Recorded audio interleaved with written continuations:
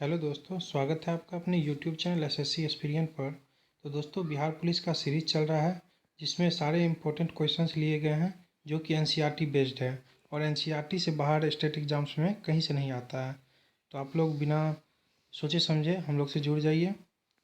और यह हिस्ट्री का पार्ट 3 होगा जिसमें वैदिक काल और सभ्यता है। तो चलिए बिना देरी की शुरुआत करते हैं। पहला प्रश्न है, सूची 1 को सूची 2 से सम्मिलित कीजिए और सूचियों के नीचे दिए गए कूट से सही उत्तर का चयन कीजिए। मिलान करना है। तो अथर्ववेद जो है आपको औषधियों से संबंधित है, अथर्ववेद। और ऋग्वेद जो है ईश्वर महिमा से है। उसके बाद जो है यजुर्वेद आपको हो गया बलिदान विधि से। और सामवेद जो है संगीत से है, सामवेद संगीत से। अगला प्रश्न है, पुराणों की संख्या है, मोस्ट इम्पोर्टेंट है, कई बार पूछा गया है और एक्सपेक्टेड भी है, पूछा जाएगा। तो पुराणों की संख्या है 18, ऑप्शन बी, पुराणों की संख्या 18 है।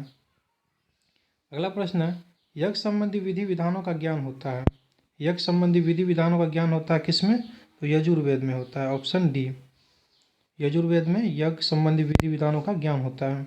अगला प्रश्न है, आध्यात्मिक ज्ञान के विषय में नचिकेता और यम का संवाद किस उपनिषद में वर्णित है? आध्यात्मिक ज्ञान और विषय में नचिकेता और यम का संवाद किस उपनिषद में वर्णित है? तो कठोपनिषद में, कठोपनिषद में वर्णित है, ऑप्शन डी। अगला प्रश्न है, पुरुष मेघ का उल्लेख किस ग्रंथ में हुआ है? पुरुष मेघ का उल्लेख किस ग्रंथ में हुआ है? ये पूछा भी गया है क्वेश्चन। तो ऑप्शन सी, शतपथ ब्राह्मण में, ऑप्शन सी, शतपथ ब्राह्मण में। अगला प्रश्न है, वैदिक काल में किस पशु को अघन्या माना गया है? मोस्ट रिपीटेड क्वेश्चन है स्टेट एग्जाम्स में, आप दरोगा में मिल जाएगा, बिहार पुलिस में मिल जाएगा, बिहार फायरमैन में, कितने एग्जाम में ये पूछा गया है। वैदिक काल में किस पशु को अघन्या माना गया है? तो गाय को, ऑप्शन सी, गाय को माना गया है। सत्यमेव जयते शब्द कहाँ से लिया गया है? तो मुंडक उपनिषद से। इंपॉर्टेंट क्वेश्चन, सत्यमेव जयते शब्द कहाँ से लिया गया है? तो मुंडक उपनिषद से, ऑप्शन डी। अगला प्रश्न है, किस वैदिक साहित्य में मोक्ष का उल्लेख मिलता है? तो उपनिषद में मिलता है, ऑप्शन डी। अगला प्रश्न है, आरंभिक वैदिक काल में वर्ण व्यवस्था किस पर आधारित थी? आरंभिक वैदिक काल में वर्ण व्यवस्था किस पर आधारित थी? तो ऑप्शन सी, व्यवसाय पर, ऑप्शन सी, व्यवसाय पर थी आधारित, व्यवसाय पर। अगला प्रश्न, वेद शब्द का अर्थ है, वेद शब्द का अर्थ है ऑप्शन ए, ज्ञान, वेद शब्द का अर्थ है ज्ञान। अगला प्रश्न है, वैदिक कर्मकांड में होता है जो कि संबंध है ऋग्वेद से, ऑप्शन ए, ऋग्वेद से।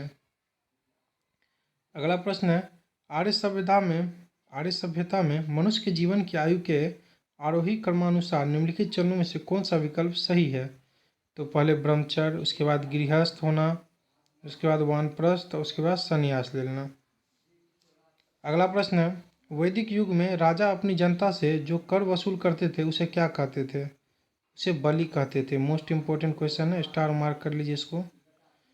वैदिक युग में राजा अपनी जनता से जो कर वसूल करते थे उसे क्या कहते थे? तो बलि कहते थे।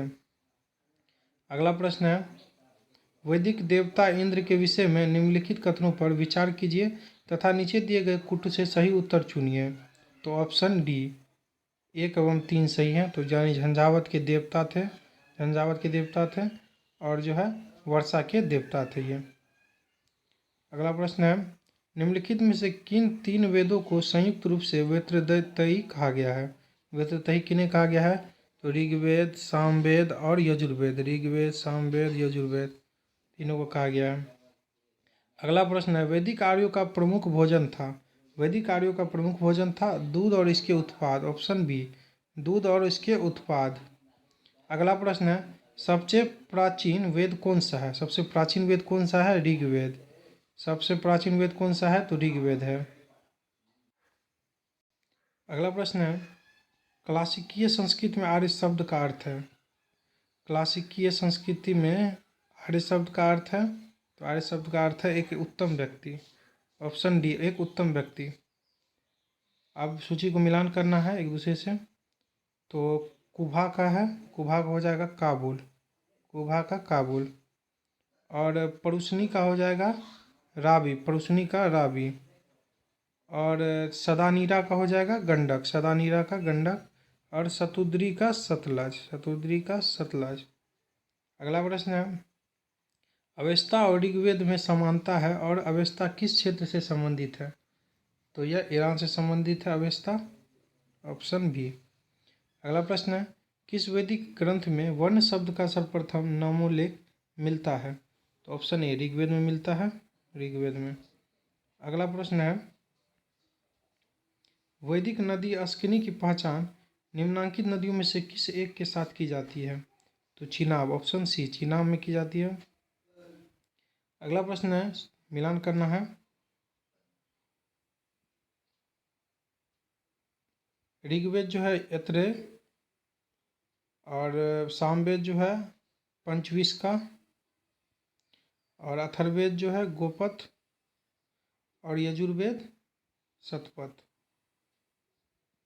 अगला प्रश्न है, निम्नलिखित 4 वेदों में से किस एक में जादुई माया और वशीकरण का वर्णन मिलता है? जादू माया और वशीकरण का वर्णन किस में मिलता है? तो अथर्ववेद में मिलता है, ऑप्शन सी। निम्नलिखित वैदिक देवताओं में से किसे उनका पुरोहित माना जाता था? किसे पुरोहित माना जाता था? तो बृहस्पति को, ऑप्शन बी बृहस्पति को। अगला प्रश्न है, ऋग्वैदिक काल में निष्क किस अंग का आभूषण था? निष्क जो है कहाँ पहना जाता था? तो गले में पहना जाता था, ऑप्शन बी। अगला प्रश्न है, निम्नलिखित में से कौन सा अभिलेख ईरान से भारत में आर्यों के आने की सूचना देता था? तो बोगजुकोई, बोगजकोई। अगला प्रश्न है, शतपथ ब्राह्मण में उल्लिखित राजा विदेह माधव से संबंधित ऋषि कौन थे? ऋषि गौतम रहुगण थे, ऋषि गौतम रहुगण थे। अगला प्रश्न है, महाभारत मूलतः किस रूप में जानी जाती थी? तो महाभारत को जो है जय संहिता के रूप में माना जाता था, जय संहिता। अगला प्रश्न है, गोत्र शब्द का प्रयोग सर्वप्रथम हुआ था? तो ऋग्वेद में हुआ था। अगला प्रश्न है, ऋग्वेद में उल्लेखित प्रसिद्ध 10 राजाओं का युद्ध किस नदी के किनारे लड़ा गया था? मोस्ट इंपोर्टेंट क्वेश्चन है। ऋग्वेद में उल्लेखित प्रसिद्ध 10 राजाओं का युद्ध जो है किस नदी के किनारे लड़ाया गया था? परुशनी नदी के किनारे, ऑप्शन ए परुशनी।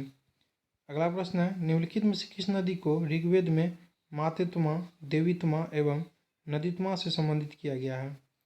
निम्नलिखित में से किस ऋग्वेद में मातेत्मा, देवीत्मा एवं नदीत्मा से संबोधित किया गया है? तो ऑप्शन बी सरस्वती को, ऑप्शन बी सरस्वती को। अगला प्रश्न है, किस वेद में सभा और समिति को प्रजापति की 2 पुत्री कहा गया है? किस वेद में सभा और समिति को जो है प्रजापति की 2 पुत्रियां कहा गया है? तो ऑप्शन डी अथर्ववेद को, ऑप्शन डी अथर्ववेद। अगला प्रश्न है, आयुर्वेद अर्थात जीवन का विज्ञान का उल्लेख सर्वप्रथम मिलता है? आयुर्वेद अर्थात जीवन के विज्ञान का उल्लेख सर्वप्रथम कहाँ मिलता है? तो अथर्ववेद में। किस वेद में मिलता है? तो अथर्ववेद में मिलता है। अगला प्रश्न है, वैदिक युग में प्रचलित लोकप्रिय शासन प्रणाली थी? तो वंश परंपरागत राजतंत्र, मतलब वंश के आधार पर बेटा पोता ऐसे बनते थे। अगला प्रश्न है, ऋग्वेद में सर्वाधिक संख्या में मंत्र संबंधित है? तो अग्नि से।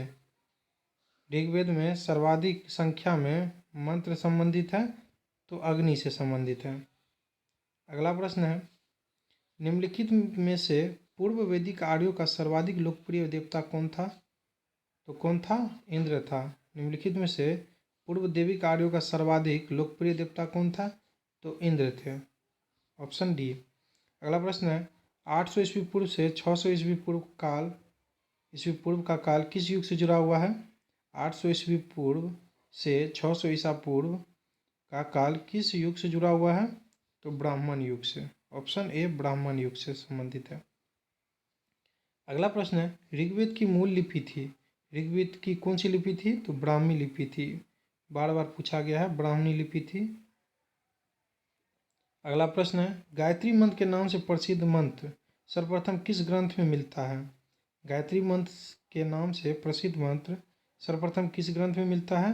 तो ऋग्वेद में मिलता है, ऋग्वेद में मिलता है, ऑप्शन सी। अगला प्रश्न है, वैदिक नदी कुंभा का स्थान कहाँ निर्धारित होना चाहिए? वैदिक नदी कुंभा का स्थान कहाँ निर्धारित होना चाहिए? तो ऑप्शन ए अफगानिस्तान में, अफगानिस्तान में होना चाहिए।